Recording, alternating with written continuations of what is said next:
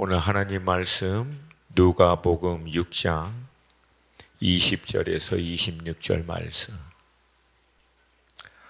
하나님 말씀 누가복음 6장 20절에서 26절. 우리 한 목소리로 같이 하나님 말씀 읽겠습니다. 시작. 예수께서 눈을 들어 제자들을 보시고 이르시되 너희 가난한 자는 복이 있나니 하나님의 나라가 너희 것이며 지금 줄인 자는 복이 있나니 너희가 배부름을 얻을 것이며 지금 우는 자는 복이 있나니 너희가 웃을 것이며 인자로 말미암아 사람들이 너희를 미워하며 멀리하고 욕하고 너희 이름을 악하다 하여 버릴 때에는 너희에게 복이 있도다. 그날에 기뻐하고 뛰놀라. 하늘에서 너희 상이 큼이라. 그들의 조상들이 선지자들에게 이와 같이 하였느니라. 그러나 화 있을진저 너희 부요한 자요 너희는 너희의 위로를 이미 받았도다. 화 있을진저 너희 지금 배부른 자요 너희는 주리로다. 화 있을진저 너희 지금 웃는 자요 너희가 애통하며 울리로다. 모든 사람이 너희를 칭찬하면 화가 있도다. 그들의 조상들이 거짓 선지자들에게 이와 같이 하였느니라. 아멘. 이전에 앞서 언급했던 말씀인 것 같습니다. 우리가 믿고 있는 복음의 진리와 다른 모든 종교와의 근본적인 차이는 한 가지로 요약할 수 있습니다.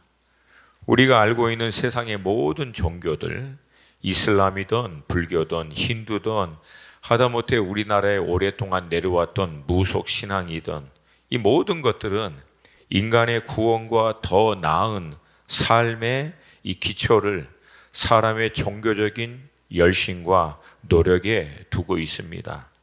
그러나 우리가 믿고 있는 기독교의 진리는 이 모든 것은 전적인 하나님의 은혜의 기초를 두고 있습니다. 죄인을 위하여 이 땅에 하나님의 아들이신 예수 그리스도께서 인간의 몸으로 오셔서 죄인인 우리가 치루어야 할 죄의 삭을 자신의 생명으로 십자가 위에 대신 치루어 주심으로 우리가 의롭다함을 은혜로 받는 줄로 믿습니다. 또한 그분이 죄와 사망의 권세를 깨뜨리고 부활하심으로 그분을 영접하여 받아들이는 자는 은혜로 그분 안에 있는 영생으로 말미암아 우리 또한 영원한 생명을 소유하게 되는 자가 되는 줄로 믿습니다. 그리고 그렇게 거듭난 하나님의 자녀가 되었지만 여전히 우리 안에 있는 연약함과 부족함이 사실 날마다 우리로 하여금 죄를 지을 수밖에 없는 우리 자신을 발견하는데 그런 우리를 긍휼히 여기셔서 성령 하나님이 우리를 그분의 초소 삼으시고 우리 안에 거하시면서 먼저는 우리로 하여금 진리의 말씀을 깨닫도록 도와주시고 또 그 깨달은 말씀을 순종할 수 있도록 우리에게 능력 주시고 마땅히 우리가 빌 바를 알지 못해서 정말 탄식함으로 주저앉는 그 자리에서도 오히려 우리를 위하여 중보해 주시는 분이 성령 하나님이신 줄로 믿습니다. 우리 인간의 열심과 노력이 완전하시고 거룩하신 하나님의 기준으로 볼 때 얼마나 되겠습니까? 불완전한 우리의 선행이 완전하신 하나님 앞에 얼마나 되겠습니까? 여러분, 오직 예수 그리스도의 완전하신 보혈만이 우리를 온전케 하여 하나님 앞에 나아갈 수 있도록 하는 줄로 믿습니다. 결국 우리의 선행과 우리의 열심, 이 모든 것은 전적으로 우리에게 일방적으로 주신 하나님의 그 은혜에 대한 신앙의 고백인 줄로 믿습니다.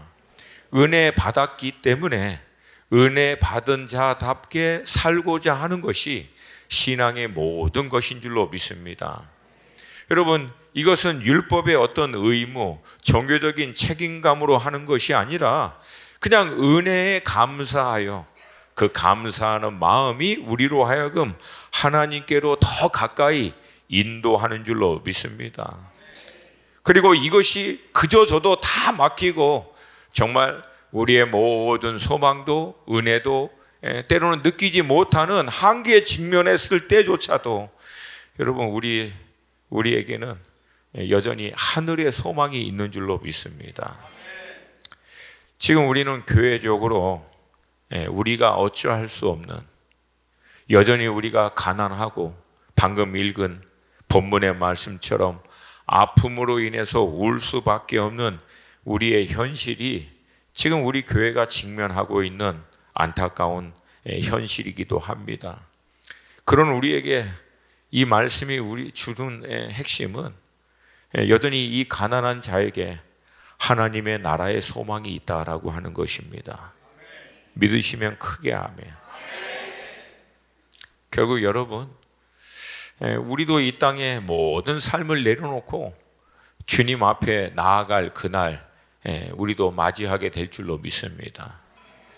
우리 믿음의 동료와 또 선배들이 먼저 이 땅의 삶을 마치고 하나님 앞에 갈 때 그들이 마지막으로 우리에게 던져주는 메시지는 간단합니다. 우리도 언젠가 그날을 맞이하게 될 거라는 거예요. 그러므로 우리도 지금 늘 깨어서 오늘 주님이 나를 불러도 부끄럽지 않도록, 후회하지 않도록 하루하루를 살아야 할 줄로 믿습니다.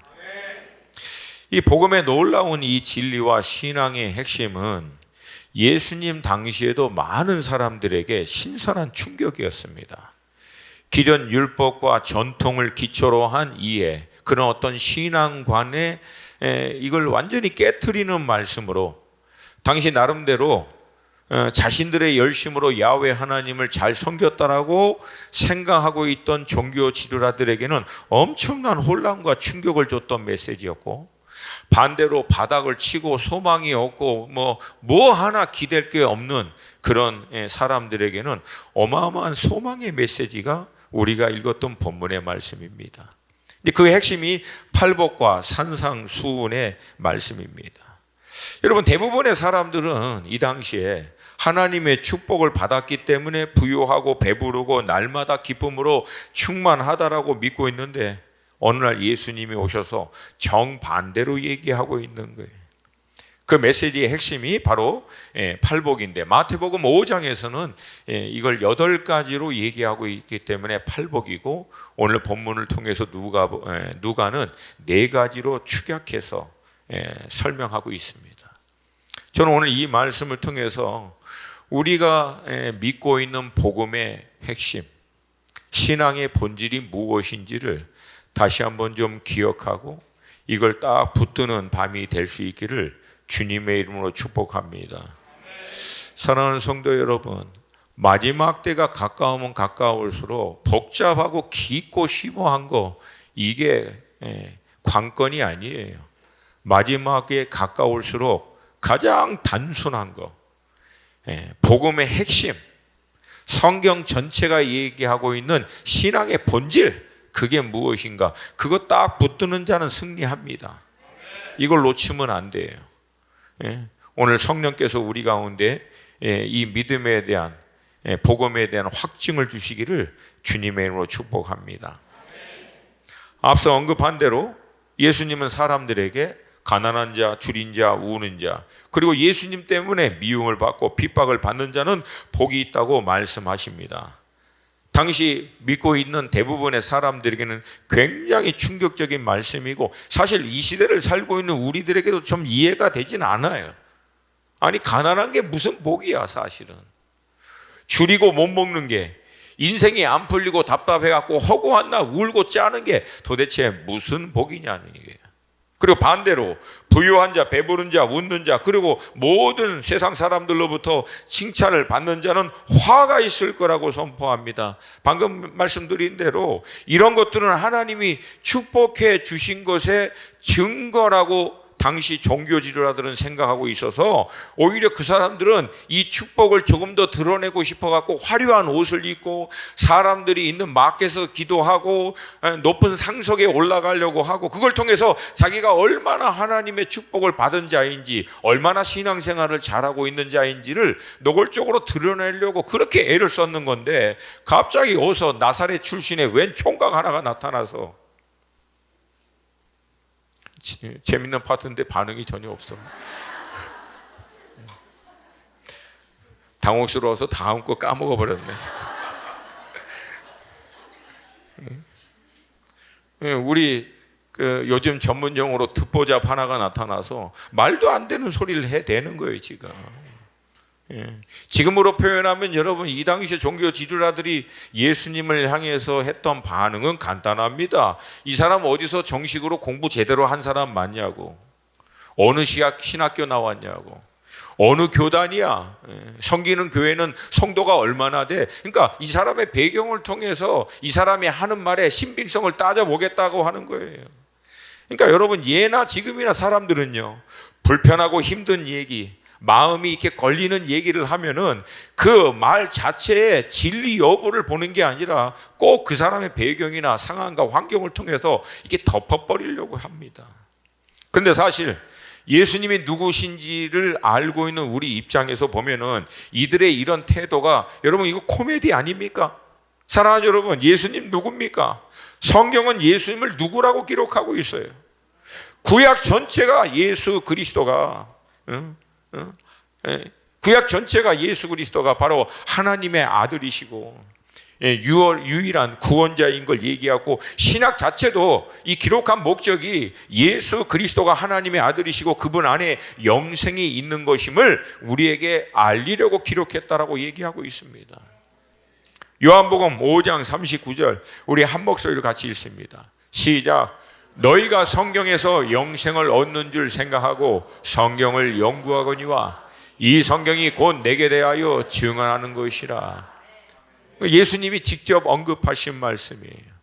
이 당시에 예수님이 언급하는 성경은 구약을 얘기합니다. 너희가 구약에서 영생을 얻는 줄 생각하고 구약을 연구하거니와 이 구약이 곧 내게 대하여 증언하는 것이니라. 지금 그 말씀이에요. 구약 전체가 누구에 대한 말씀이다? 예수 그리스도. 그리고 그 예수 그리스도에 무엇이 있다? 영생이 있다. 아멘입니까? 요한복음 20장 31절 말씀 함께 읽습니다. 시작. 오직 이것을 기록함은 너희로 예수께서 하나님의 아들 그리스도이심을 믿게 하려 함이요 또 너희로 믿고 그 이름을 힘입어 생명을 얻게 하려 함이니라. 아멘. 신구약 전체가 궁극적으로 가리키고 있는 것은 말씀의 본체이신 바로 그 예수 그리스도, 그리고 오늘 예수 그리스도께서 말씀을 총정리한 말씀의 엑기스를 이 팔복을 통해서 우리에게 선포하고 있는 거예요. 그러니까 구약과 신약 전체를 통틀어서 하나로 얘기하면은 바로 팔복이다라고 얘기할 만큼 말씀의 핵심을 정확하게 얘기하고 있는 거예요. 저는 여기서 우리가 좀 이 시대를 살고 있는 우리가 이 부분에서 좀 귀감하여 들어야 될 대목이 있다라고 믿습니다. 그것은 여러분 간단한 거예요. 우리의 모든 신앙의 기준은 말씀이다. 누가 뭐라고 얘기하고 해석해 놓는 건 물론 우리 신앙의 유익을 위해서 참조할 수는 있지만 결국 우리의 신앙의 모든 근거는 하나님의 살아계신 말씀인 줄로 믿습니다. 그러므로 여러분, 우리 늘 말씀을 가까이 해야 돼요. 그리고 중요한 것은 여러분, 말씀이 나에게 지금 무엇을 얘기하려고 하는가? 내가 갖고 있는 세계관과 어떤 가치의 기준으로 말씀을 자꾸만 풀려고 하면 말씀이 엉뚱한 데로 나아갑니다. 지금 우리가 끼니를 늘 묵상하지만 여러분, 끼니 말씀 묵상하면서 우리가 던지는 질문은 간단합니다. 이 기록된 하나님의 말씀을 통해서 지금 이 시대를 살고 있는 나에게 하나님 무엇을 말씀하시려고 하십니까? 내가 가지고 있는 기준으로 말씀을 자꾸만 해석하고 풀어내려고 하지 마시고 말씀이 나에게 말씀하도록 하셔야 돼요. 할렐루야.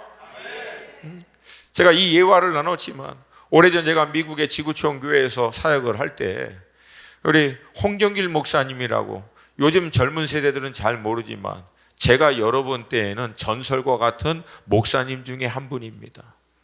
이제 우연한 기회에 그분과 교제할 수 있는 시간이 있는데 잠깐 호텔까지 모셔다 드리는 30분 동안 내가 그분하고 차 안에서 교제하는 거예요. 평생을 하나님의 말씀을 연구하고 큰 교회를 섬겼던 목사님이 30분 동안 나하고 같이 이제 있는 거예요. 그러니까 저한테는 굉장히 큰 영광이죠. 전도사이니까. 그럼 뭘 좀 물어볼까? 뭔가 좀 이 시간을 좀 그러니까 쉽게 뭐 영양가 있게 좀 하려면 뭔가를 좀 이렇게 알고 싶은 거를 좀 질문을 해야 되는 고민하다가 물어봤어요. 목사님, 평생을 하나님의 말씀을 설교하시고 가르치고 목회를 하셨는데 어떻게 하면 하나님의 말씀을 잘 우리가 볼 수 있는지 깨달을 수 있는지 좀 가르쳐 달라고. 제가 그때 늘 깨달은 게 뭐냐면 고수들은 금방 대답을 안 하더라고요. 너무 가만히 계셔갖고 내가 뭘 잘못 물어봤나 굉장히 이게 좀 불안했죠. 근데 한참을 아무 말씀 안 하시더니 호텔에 도착해서야 차문을 딱 열고 나가시면서 저한테 그러더라고요.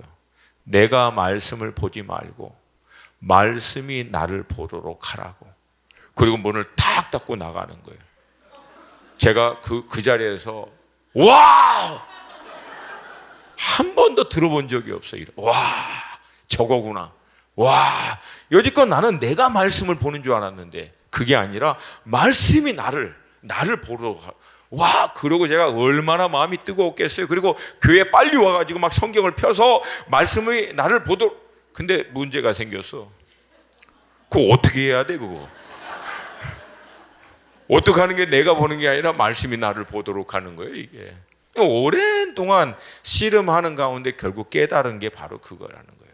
내가 가지고 있는 기준, 생각, 가치 이 틀로 말씀을 풀어내는 게 아니라 말씀이 얘기하고자 하는 거에 나를 비춰보는 거예요. 내 생각을, 나의 가치관을, 내가 갖고 있는 삶의 패턴과 모든 우선순위마저도 이 모든 것을 말씀이라고 하는 거울 앞에 비춰서 맞지 않는 모든 부분을 쳐서 나를 말씀에 맞추는 게 말씀이 나에게 말씀하라는 거예요. 아멘입니까? 그렇게 행할 때 우리는 말씀이 주도하는 삶으로 들어가게 될 줄로 믿습니다. 아울러 신앙 서적이나 훌륭한 분들의 설교, 신학적인 이 정리 이건 다 여러분 참조할 수는 있어요. 그러나 여러분 이렇게 남들이 요리한 부드러운 음식만 먹으려고 하는 사람은 어린 아이에서 자라지 못합니다. 결국은 여러분들이 투박하지만 원재료인 말씀 앞에 서서 여러분이 씨름하고 고민하고 몸부림치면서 말씀 한 구절이라도 여러분 스스로가 그 앞에서 여러분 자신이 깨닫고 확증받는 시간들을 갖는 것이 여러분의 삶을 변화시킵니다. 그렇게 될 수 있기를 주님의 이름으로 축복합니다. 자, 그러면 왜 예수님은 가난한 자, 줄인 자, 우는 자, 그리고 핍박받는 자들이 복되며 오히려 부요한 자, 배부른 자, 웃는 자, 그리고 칭찬받는 자들에게는 화가 있다고 말씀하시는가? 간단합니다. 여러분, 예수님은요, 가난한 자, 줄인 자, 우는 자, 이 핍박받는 자들을 이들을 위해서 오셨기 때문에 그래요. 반대로 예수님이 오기도 전에, 지금으로 표현하면 예수님을 인격적으로 만나기도 전에 이미 부유하고 배부르고 만족하고 세상 사람들로부터 칭찬을 받고 잘 살고 있는 사람들, 여러분 이 사람들은 예수를 필요로 하지 않습니다. 이미 부유한데 왜 복음이 필요합니까? 배부른데 무슨 하나님의 은혜, 이미 만족하고 웃고 행복하고 모든 게 잘 되고 있는데 뭔 예수의 복음이 이 사람들에게 필요해요? 제가 여러분 캠퍼스 전도하다가 직면한 딜레마가 이겁니다. 내가 봐도 잘생겼어, 똑똑해, 그리고 뭐 하나 부족한 게 없어. 애가 부모님도 부자야. 복음이 도대체 들어갈 틈이 없어. 얘는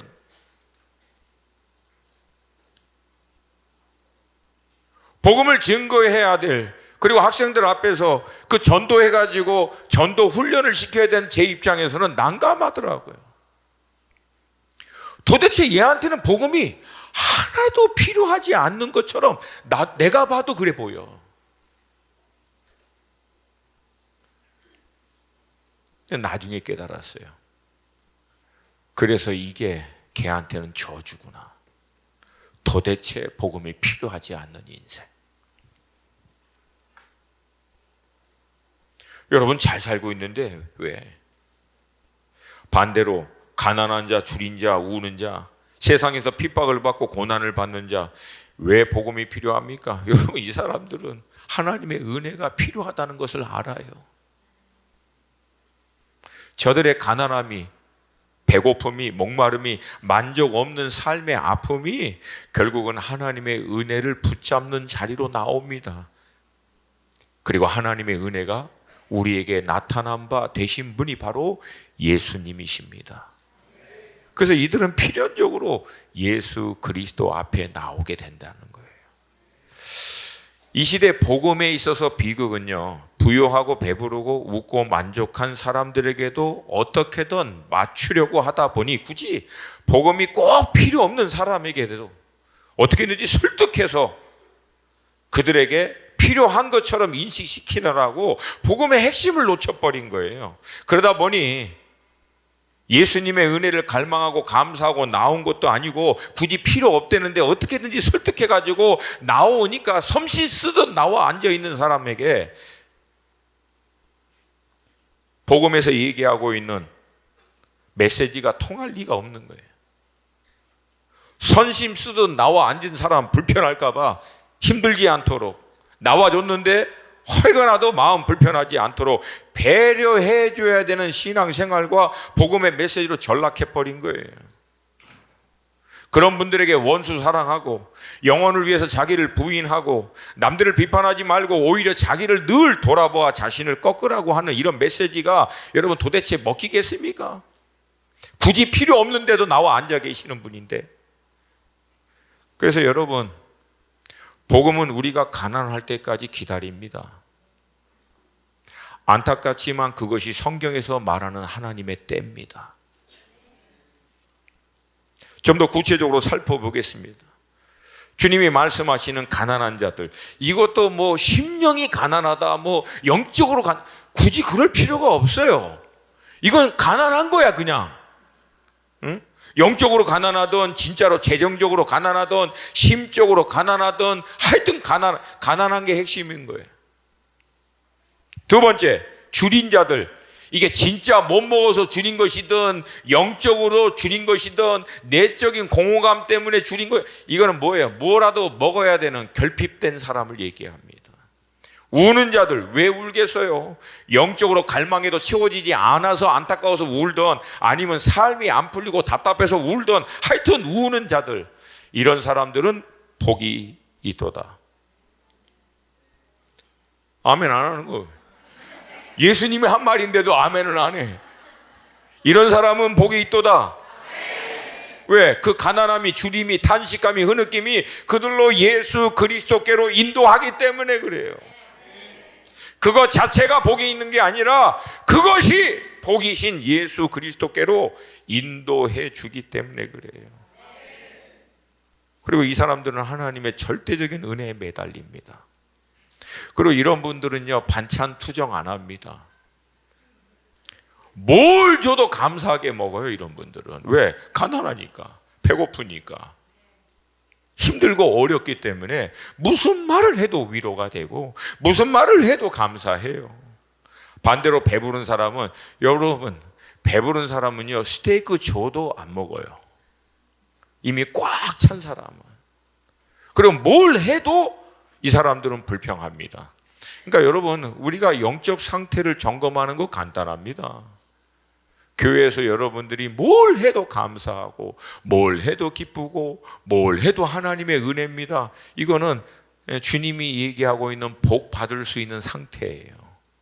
근데 만약에 여러분들이 뭘 해도 불만스러워, 찬양도 촌스럽고 설교도 길고 누구 봐도 얼굴 표정도 마음에 안 들고 하여튼 눈에 다 거슬려. 예, 성경에서 얘기하는 거예요. 내가 얘기하는 건 아니에요. 화 있을진저. 화 있을진저.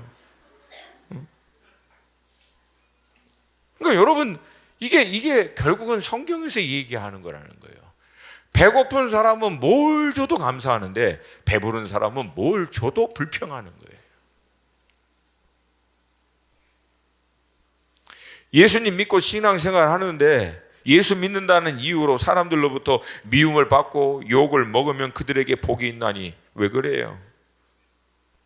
예수 믿는 것 때문에 예수를 믿지 않는 이 세상으로부터 핍박을 받고 미움을 받으면 그 자체가 내가 지금 누구에게 속한 자인지를 명확하게 해주는 거라는 거예요. 주님은 빛이신데 빛이 어둠 가운데 오셨는데 어둠이 예수 그리스도를 알지 못했다라고 얘기해요.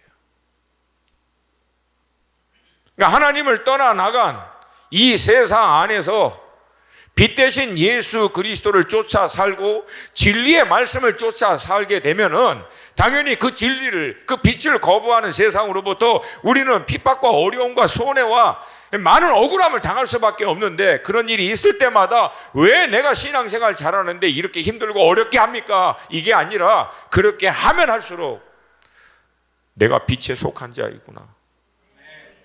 내가 하늘에 속한 자가 맞구나.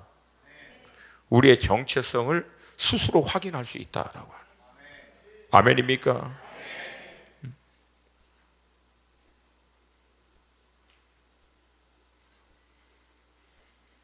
결국 우리는 이 어려운 과정을 통해서 나 또한 하나님의 은혜가 아니면 저들과 똑같이 빛을 거부하고 이 세상에 있는 것이 모든 것인 줄 알고 착각하다가 영원히 멸망할 수밖에 없는 자였는데 그런 나를 구원해 주신 하나님의 은혜를 감사합니다.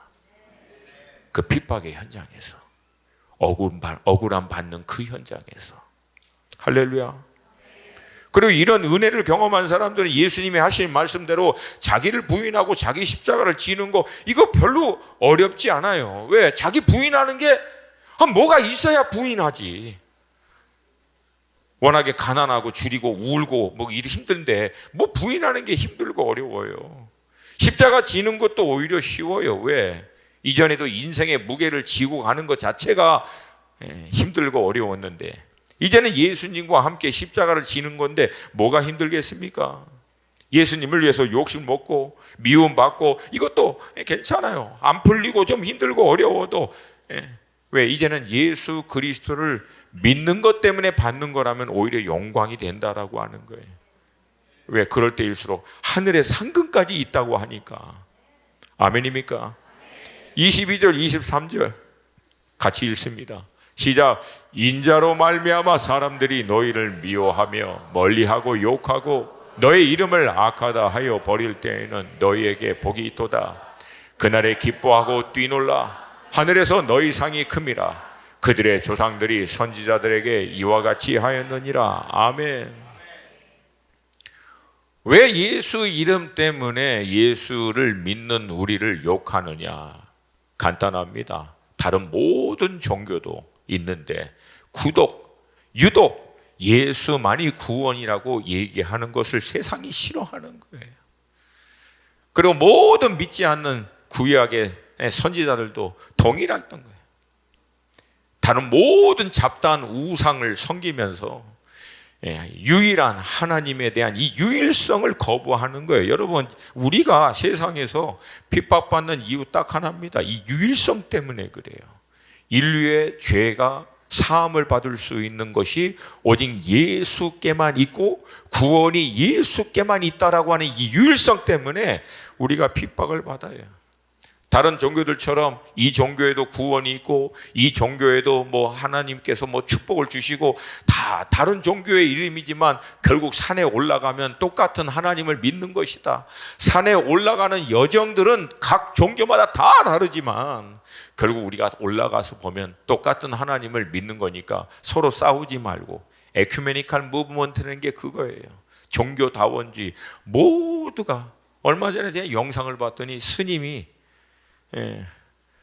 어디에 거기 우리랑 비슷한 경쟁업체 캐톨릭, 그걸 뭐라 그러지 거기? 성당. 아유 죄송합니다. 스님이 성당에서 찬송가 부르고 있더라고. 그리고 신부님이 절에 가서 그 미사 같이 참여하고. 얼마나 아름다워요. 얼마나 아름다워요.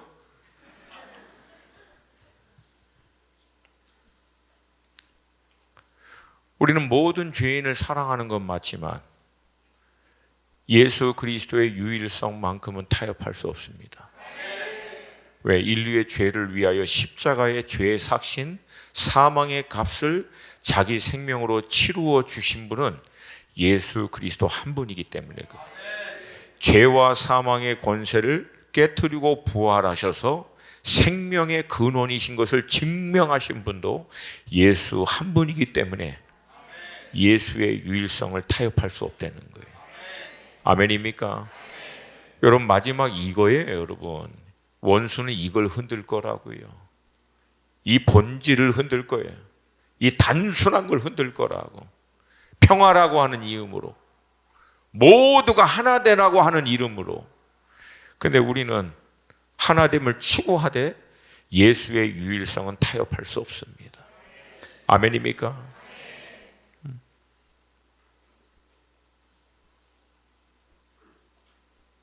반대로 여러분 복음은, 기독교 신앙의 핵심은 뭔가 많이 있다고 생각하고 손해볼 게 많고 삶에 아직도 소중한 것이 너무나 많은 사람에게는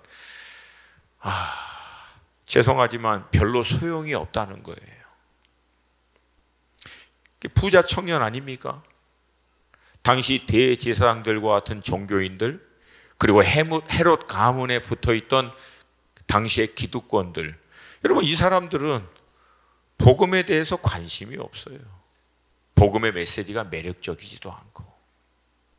근데 놀라운 반전은 뭐냐면 세상적인 기준으로 볼 때 부유하고 배부르고 기뻐할 만하고 주변의 모든 사람들이 인정하고 부러워할 만큼 성공과 지위를 얻었는데도 불구하고 어느 날 자신이 추구한 그 모든 것 앞에서 여전히 자신이 가난하고 줄이고 만족할 수 없는 존재라고 하는 사실을 발견했을 때 그때는 복이 있나니, 그때는 복이 있나니. 그게 열리는 게 복이에요. 아무리 다 가져도, 아무리 해볼 만큼 다 해봐도 이것이 나를 진정으로 만족할 수 없구나. 이들에게는 복이 있는 거예요. 왜? 이들은 그 가난함 때문에, 그 목마름 때문에 주님께 나오기 때문에 그렇습니다. 그 니고데모, 백부장, 헤롯의 젖동생 마나엔. 헤롯의 젖동생이라는 것은 왕의 누이였다는 거예요. 그 궁궐에서 그 모든 권력과 부귀 영화를 다 누렸음에도 불구하고 이 마나엔은 그것으로는 절대 만족할 수 없다라고 하는 자신의 가난함,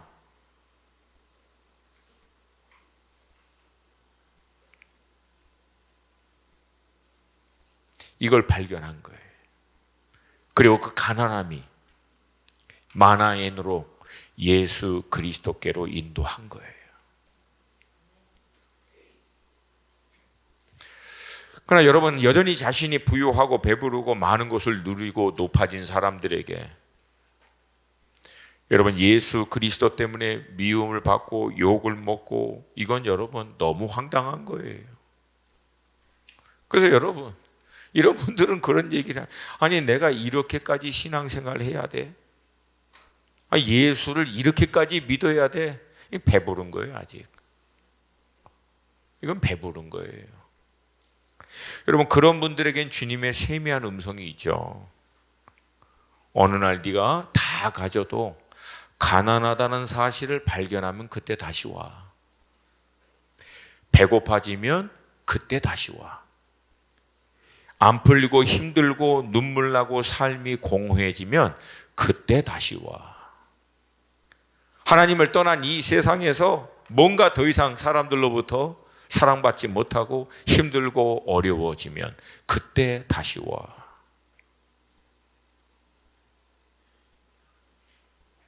그래서 여러분, 복음은 뭐라고 표현할까요? 무섭습니다. 때로는 냉혹합니다. 타협을 안 해요. 대충 안 봐줘요. 메시지는 분명합니다. 가난하다라고 네가 인정하게 될 때 그때 다시 오라는 거예요. 그래서 때로는 하나님께서요, 너무 사랑하는 자들이 자기가 부유하고 배부르고 다 가진 것처럼 이렇게 착각하고 있을 때 가난하다라고 하는 것을 깨달을 수 있도록 하나님이 정말 사랑하는 자들은요, 따뜻하게 가끔가다 터치해 주십니다. 터치해 주세요. 터치해 주셔서 사업 망하게 해주고, 건강 안 좋아지게 하고, 말 잘 듣던 새끼가 막 갑자기 바뀌어서 막 그냥 미전도 종족으로 변화돼 가지고, 부모님이 예수 닮아가도록 막 도와주고 막 그렇게 막 감당이 안 되는 일들이 터지는 거예요. 여러분, 저는요, 근데 제가 믿고 있는 복음의 관점에서 볼 때는 이게 오히려 축복이라고 믿어요. 왜? 자기 한계 상황 가운데 자기가 갖고 있는 모든 성공, 갖고 있는 모든 걸 다 갖고 있어도 이게 더 안 되는구나. 여전히 나는 가난하구나. 여전히 나는 배고프구나. 여전히 나는 안 되는구나. 이걸 발견하는 자는 복이 있나니.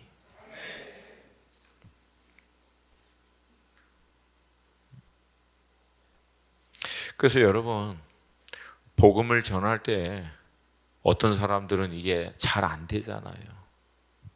안 들어가. 그래서 이분들은 여러분들이 막 억지로라도 막 설득해가지고 막 그냥 막 제발 그냥 하지 마세요, 그런 거. 복음을 명확하게 나누고 복음이 우리의 삶 가운데 행한 놀라운 일들을 나누는 건 맞지만 그거 막 억지로 설득해서 데리고 온다고 이게 되지 않습니다. 그런 분들은요, 제가 이게 많이 해봤잖아요. 방법을 알아. 기도만 하면 돼. 하나님 한번 만져주세요. 가난하다라고 깨달을 수 있도록 한 번만 따뜻하게, 또 필요하면 뜨겁게 만져주세요. 그래야 돌아옵니다. 이어서 주님은 이 놀라운 이 복음의 은혜를 경험한 자들에게 새로운 차원의 삶의 방식을 도전합니다. 여러분, 이 방식은요, 율법의 의무감, 종교적인 열심으로는 도저히 할 수 없는 거예요. 이거는 은혜를 경험한 사람만이 할 수 있는 거예요. 아멘입니까? 가난하고 배고프고 눈물을 흘리던 그들에게 찾아오신 하나님의 놀라운 은혜를 경험한 그들에게 주님은 대표적인 두 가지로 앞으로 새로운 차원의 삶을 도전합니다. 첫 번째는 뭐예요? 원수도 사랑하라는 거예요. 오늘 본문 뒤에 27절부터 38절의 말씀이 이 메시지인데 27절과 28절만 좀 볼게요. 함께 읽습니다. 시작. 그러나 너희 듣는 자에게 내가 이르노니 너의 원수를 사랑하며 너희를 미워하는 자를 선대하며 너희를 저주하는 자를 위하여 축복하며 너희를 모욕하는 자를 위하여 기도하라. 아멘. 여러분, 힘들지만 사실 정말 힘들죠. 원수 사랑한다는 게 성경에서도 쉽다라고 얘기한 적은 없어요. 정말 힘든데 여러분, 우리가 그렇게 할 수 있는 이유가 있어요. 내가 원수였거든. 내가 하나님께 원수였는데 원수인 나를 하나님이 사랑해서 구원하시기 위해서 자기의 독생자를 내어주신 거거든.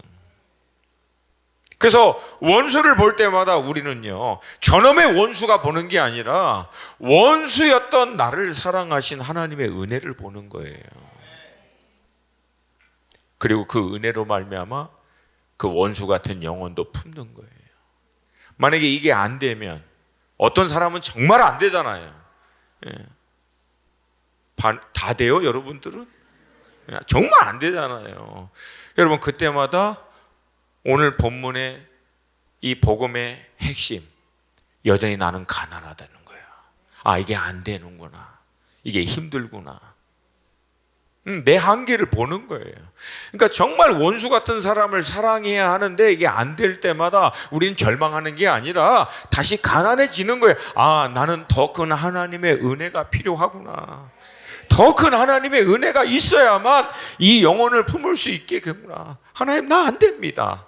내 힘으로 안 됩니다. 나는 여전히 가난하고 여전히 배고프고 여전히 목마릅니다. 이건 내 힘과 의지로 안 되오니 주님, 내게 더 큰 은혜로 덮어 주시옵소서. 그래서 여러분, 우리가 정말 안 되는 영혼을 볼 때마다 오히려 우리는 절망하는 게 아니라 더 큰 은혜가 필요하다는 사실을 깨닫고 그 은혜로 들어가는 거예요. 할렐루야. 이게 복음의 원리입니다. 안 되는데 되게 주님도 듣기 힘들어. 그건 안 돼, 안 돼. 더 큰 은혜가 임하면 됩니다. 더 큰 은혜가 임할 때까지 주님 앞에 머무는 거예요. 내가 가난한 것을 인정하고 나의 아직도 부족한 것을 인정하고, 주님, 더 큰 은혜가 난 필요합니다. 아멘. 그래서 여러분, 원수가 보일 때는 더 큰 은혜로 나오라는 하나님의 초청이에요.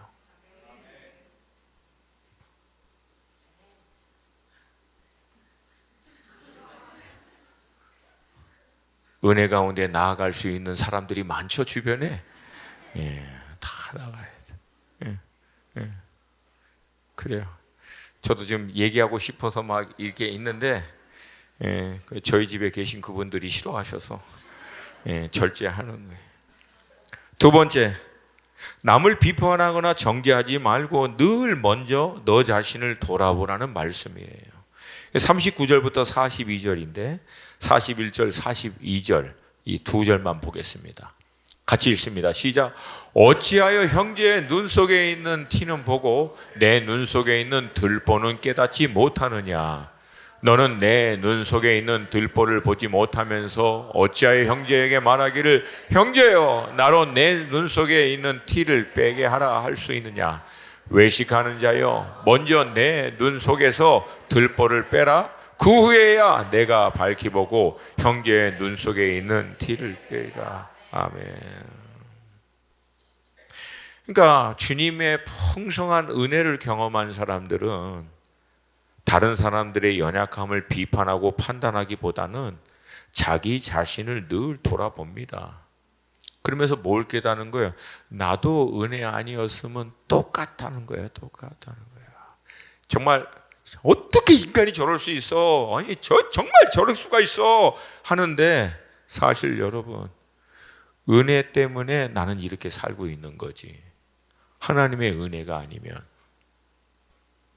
더하면 더했지. 똑같다는 거예요, 우리. 그러니까 그걸 볼 때마다 나를 은혜로 구원하여 주시고 자녀 삼아 주셔서 이렇게 살게 해주신 하나님의 그 은혜에 감사하는 거예요. 할렐루야. 할렐루야. 그리고 나도 두려워하는 거죠. 그런 걸 보면서 두렵고 떨리는 마음으로 나 자신을 돌아보는 거죠.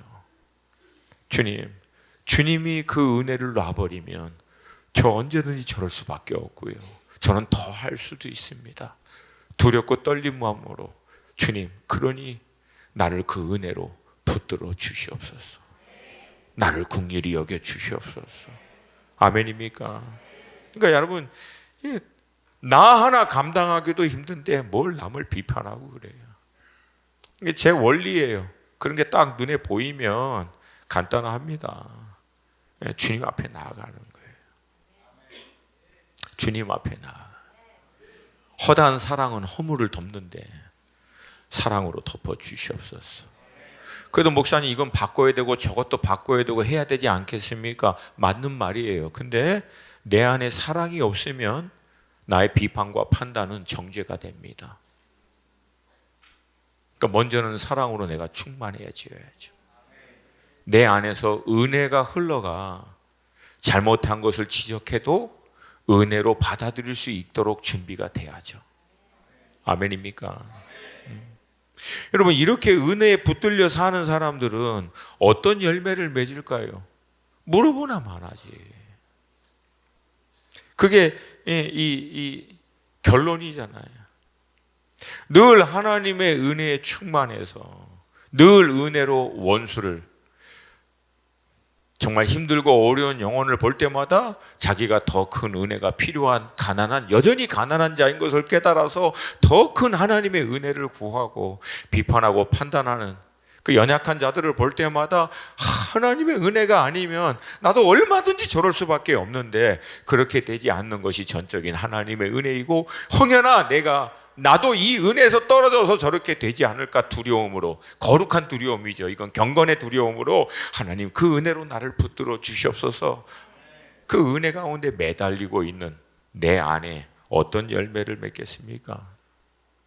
은혜의 열매를 맺죠. 그리고 주님은 명확히 얘기합니다. 열매로 그 나무가 증명될 거라고. 43절부터 45절 같이 읽습니다. 시작. 못된 열매 맺는 좋은 나무가 없고 또 좋은 열매 맺는 못된 나무가 없느니라. 나무는 각각 그 열매로 아나니 가시나무에서 무화과를 또는 찔레에서 포도를 따지 못하느니라. 선한 사람은 마음에 쌓은 선에서 선을 내고 악한 자는 그 쌓은 악에서 악을 내나니 이는 마음에 가득한 것을 입으로 말함이니라. 아멘. 그러니까 놀라운 말씀이 아닐 수 없어요. 결국 인생이라고 하는 그 나무, 그것은 열매를 통해서 그 인생이 어떤 나무인지를 주님은 결정하겠다라고 하는 거예요. 저도 이제 가끔 가다가 이제 좀 시간이 되면 목사님들의 설교를 좀 듣는데, 미국 목사님이 있었어요. 그분이 이제 제가 이제 번역해서 말씀드리면, 만약에 누군가 여러분을 막 쥐어짜서 막 힘들고 어렵게 해서 하면, 그렇게 짜서 나왔는데 나온 게 막 미움이고 막 증오고 막 안 좋은 게 나오면 짠 사람이 문제예요? 아니면 그렇게 나오게 된 내 안에 있는 것이 문제예요? 내가 잘 설명을 못했나? 이게 내 얘기가 아니라서. 그러니까 이게 뭐냐면, 그러니까 우리가 살다 보면은 누군가 나를 이렇게 쥐어짜듯이 나를 격동시켜서 내 안에 있는 것이 나올 수밖에 없게끔 하는데, 그렇게 해서 나왔는데 이게 막 미움이고 증오고 막 온갖 안 좋은 게 나오면, 그렇게 짠 사람이 그렇게 만든 거야? 아니면 내 안에 있는 게 나온 거예요? 그럼 여러분, 포도 짜면 뭐 나와요? 오렌지 짜면? 사과 짜면? 그러니까 여러분, 짜는 놈이 나쁜 놈이 아니라 사실은 내 안에 뭐가 갖고 있느냐, 그거잖아요. 온통 은혜로만 충만해. 그러면 이 사람은 욕으로 짜든 핍박으로 짜든 쥐어짜도 뭐가 나온다? 그게 우리가 누군지를 증명한다고요. 그러니까 짠 놈을 욕하면 안 된다는 거예요. 오히려 하나님은 그걸 통해서 내 안에 무엇이 있는지를 스스로 보게 만드시는 거예요. 실상은 잘하는 줄 알고, 실상은 제대로 하는 줄 알고 있는데, 알고 보니까 아닐 수 있다는. 여러분, 근데 만약에 그런 게 나올 때마다 절망하는 게 아니라 우리는 또 다시 뭐예요? 나는 여전히 가난하구나, 여전히 연약하구나, 여전히 주님의 은혜가 필요하구나. 주님, 짰더니 이런 게 나와요. 저는 포도나무인 줄 알았더니 이상한 게 나와요. 그렇게 얘기하는 거예요. 주님한테 도와주세요 주님. 빛이어야 되는데, 소금이어야 되는데 이상한 게 제 안에서 나온다고. 여러분, 뭐 저같이 이렇게 성격이 이렇게 센 사람은 짜면 또 뭐가 나오겠습니까? 저도 이상한 거 많이 나왔지 옛날에. 내 의의로 막 한다고 했지만 전혀 성경에서 얘기하고 있지 않는 엉뚱한 것들 나오면서 겉으로는 뭐예요? 바리새인들, 서기관들 정확하게 그랬잖아요. 그러니까 여러분, 우리 안에 그런 것들이 나올 때마다 이것 또한 실망할 게 아니라 다신 그거 다 가지고 누구 앞에 간다? 은혜 앞으로, 주님 앞으로. 주님, 나 가난해요. 여전히 목말라요. 여전히 만족할 수 없어요. 여전히 슬픕니다. 주님의 은혜가 난 더 필요합니다. 거기 머물러 있는 거예요. 아멘. 언제까지? 그리스도 예수의 장성한 분량으로 나아갈 때까지 우리 날마다 그 은혜 앞으로 말씀을 통해서, 기도를 통해서, 예배 가운데. 근데 결국은 이도 저도 안 되는 한계를 직면할 때가 있어요. 저도 그럴 때가 있어요. 더 이상 안 되는구나. 그럴 때마다 여러분, 결국 우리의 시선은, 마음은 땅에서부터 하늘로 옮겨야 돼요. 이 땅에는 진정한 배부름, 진정한 만족, 진정한 기쁨, 이건 없구나. 하나님의 나라. 이게 결국은 완전한 하나님의 나라에 진정한 배부름과 만족과 기쁨이 있구나. 주님, 그 나라로 나를 인도하여 주시옵소서. 천국 소망 다 붙드는 거예요. 할렐루야. 저도 미국 사역을 하다가 연락을 받고 마음이 좀 힘들었어요. 저도 막 한참 집회하고 있는 중인데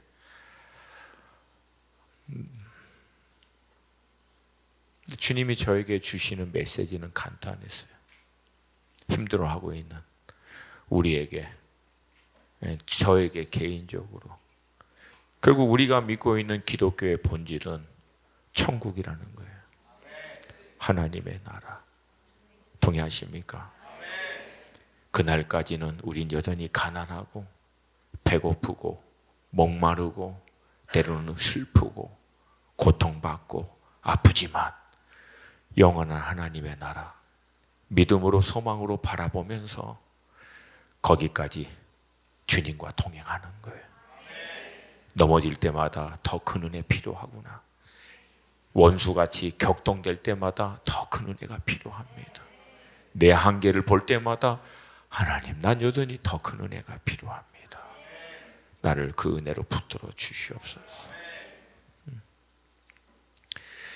이번에 제가 미국 동부에 갔을 때 안산에 계신 저희 작은 고모님이 저에게 미션을 주셨어요. 그 당신 언니, 저한테 이제 큰 고모님이죠. 이제 전라도식으로 얘기하면 아무래도 네가 큰 고모가 천국 못 갈 것 같아요. 가서 네가 좀 확실히 좀 해야겠다고.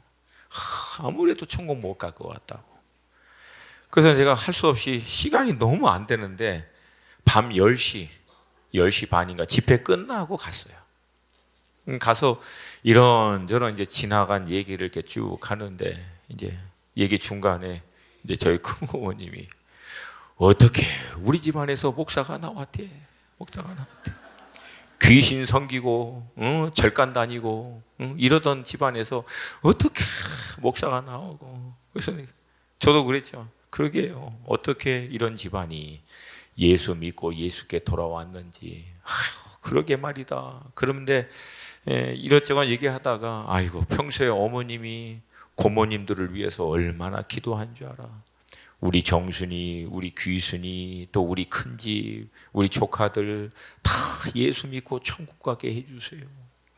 이제 살 날도 얼마 안 남았는데 조금 있으면 언니 보러 가야지. 언니 보러 가야지.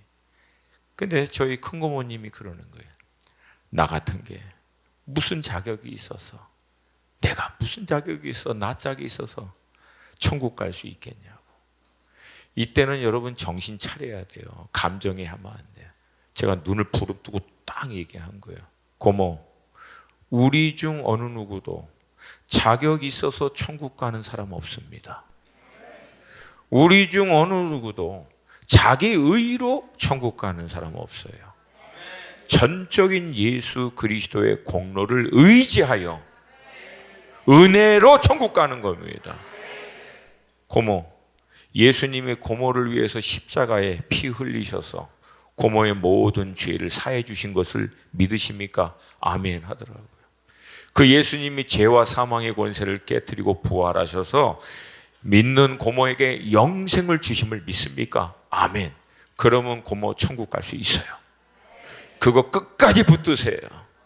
우리의 어떠함이 아닌 전적인 예수 공로로 우리는 의롭다함을 받아 천국에 가고, 천국 가는 것도 하나님의 은혜고, 천국 가는 여정에도 우리는 하나님의 은혜가 필요하고, 이 땅에 사는 동안 우리가 코끝에 호흡이 멈추는 그 순간에도 우리에게 필요한 것은 여전히 하나님의 은혜예요.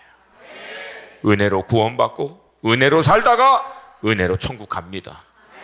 우리가 주님을 위해서 헌신하고 주님의 나라를 위해서, 열방을 위해서 헌신한다고 여기저기 저도 뛰어다니고 하지만, 여러분 그렇게 뛰어다닐 수 있는 힘도 주님의 은혜고, 그 열정도 주님의 은혜고, 그 마음도 주님의 은혜고, 모든 것이 주님의 은혜예요. 그리고 주님이 이제 됐다라고 하면 후회하지 않도록 오늘 그 은혜에 잡혀서 사는 거예요. 이 은혜가 여러분과 저의 삶을 마지막까지 강권할 수 있기를 주님의 이름으로 축복합니다. 아멘입니까? 우리 함께 다 일어나서 마지막으로 기도하겠습니다.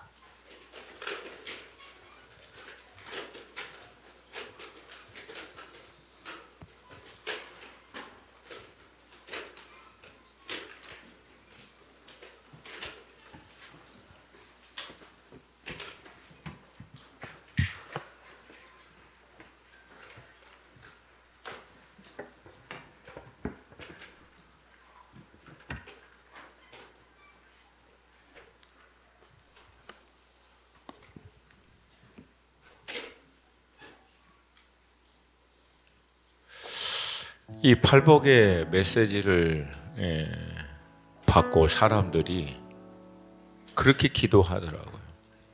하나님 가난하게 해주세요. 배고프게 해주세요. 근데 여러분, 그거는 그렇게 해달라고 해서 되는 게 아니에요. 뭘 가난하게 해주세요. 이미 가난한데 지금.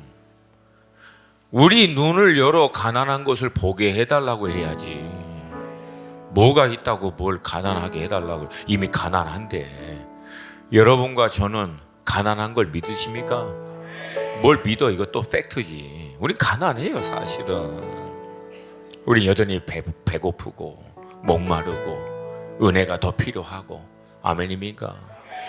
그렇게 간절히 느끼게 해달라고 하는 게 아니라 우리의 영의 눈을 열어 나의 가난함을, 배고픔을, 연약함을, 하나님의 은혜가 여전히 필요한 것을 보게 하여 주시옵시고 알게 하여 주시옵소서. 그리고 더 큰 하나님의 은혜로 나를 인도하여 주시옵소서. 아멘입니까? 아멘입니까? 이 시간 우리 함께 좀 기도할 때 세 가지, 죄송해요, 세 가지. 이 나라 이 민족 하나님의 은혜가 필요합니다. 주님 긍휼히 여겨 주시옵소서. 어찌됐든 여러분 둘 중에 하나예요. 하나님이 좀 회복해 주셔서 미국과 같이 좀 더 교회가, 성도들이 준비하여 다음 시즌으로 들어갈 수 있는 여유가 있든지, 아니면 두 번째 그냥 확 들어가서 안타깝지만 고통과 어려운 가운데서도 결국 주님은 이 나라 이 민족과 또 교회를 향한 당신의 뜻을 이루실 줄로 믿습니다. 그러나 여전히 하나님 우리는 주님의 은혜가 필요합니다. 이 민족 은혜 베풀어 주시옵소서. 긍휼히 여겨 주시옵소서. 지금 대한민국 교회가 우리가 가난한 것을 알게 하여 주시옵시고, 배고픈 것을 알게 하여 주시옵시고, 우리가 하나님의 은혜가 필요하다는 사실을 눈을 열어 보게 하여 주셔서 그 은혜 붙들게 하여 주시옵소서. 우리 몸된 교회 여전히 하나님의 은혜가 필요합니다. 주님, 우리가 이만큼 할 수 있는 거, 이거 우리 열심이 아닌 하나님의 은혜임을 고백합니다. 근데 여전히 우리는 더 큰 하나님의 은혜가 필요합니다. 이 몸된 교회를 향한 하나님의 뜻이 이루어질 때까지 은혜를 멈추지 말아 주시옵소서. 더 큰 은혜로 역사하여 주시옵소서. 마지막으로 세 번째, 하나님, 나는 하나님의 은혜가 필요합니다. 하나님이 그 은혜의 손 놔버리면 내가 원수라고 얘기했던 그 사람처럼 나도 될 수 없고, 내가 그렇게 비판하고 정죄하고 저건 저런 도저히 말이 안 돼, 나도 얼마든지 그렇게 될 수밖에 없는 죄인인데 은혜로 하나님 나 붙들어 주셔서 이만큼이라도 살 수 있음을 고백드립니다. 근데 주님, 나는 여전히 하나님의 은혜가 필요합니다. 내가 힘들고 어려울 때마다 더 큰 은혜가 필요한 존재인 것을 깨달아 알게 하여 주시옵시고, 은혜로 들어가게 하여 주시옵소서. 더 큰 하나님의 은혜를 구하는 자리에 있게 하여 주시옵소서. 우리 두 손 들고 세 가지 우리 주님의 이름 한번 부르고 기도합니다. 주여!